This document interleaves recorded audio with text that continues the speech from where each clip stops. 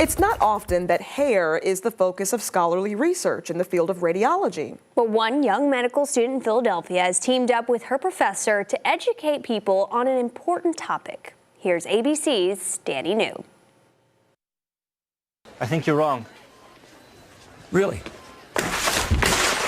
In medical school, it's not always easy for the students to challenge their teachers. I was very, very intimidated when he first presented this project and told me to teach other physicians. Okay, so what are we looking at here? But it's a little easier when you have a professor working alongside you. For Temple University medical student Angela Udongwo, this 3-year educational journey started when she met radiologist Dr. Hillel Moreski, and he asked her a seemingly random question about her hair. So I would say, Angela, those box braids. And she said, how do you know what that is?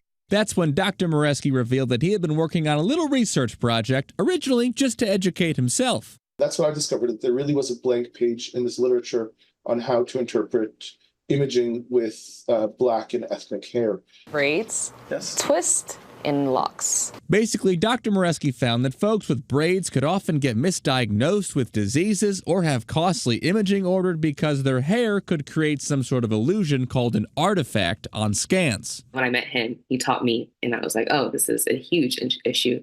In the braids, we see these checkered notches of gas. Right. They got to work and started researching the lack of education on the subject. 90% of physicians are unaware. And they started building a presentation that Angela could give medical professionals. And I've seen physicians and residents humble themselves. Yeah. And while sure, there's the counter argument that folks could just tie up their braids or remove them entirely, not everyone can physically do that. And they also feel that people shouldn't have to. And so imagine you being told that something was wrong with you, almost that you couldn't get past a certain level of your medical journey because of something that is inherently a part of you. And Angela's program actually ended over the summer, but the school decided to extend her stay, hire her for another year in order to continue the research and the educational mission that she's on. Just incredible. In New York for ABC News, I'm Danny New.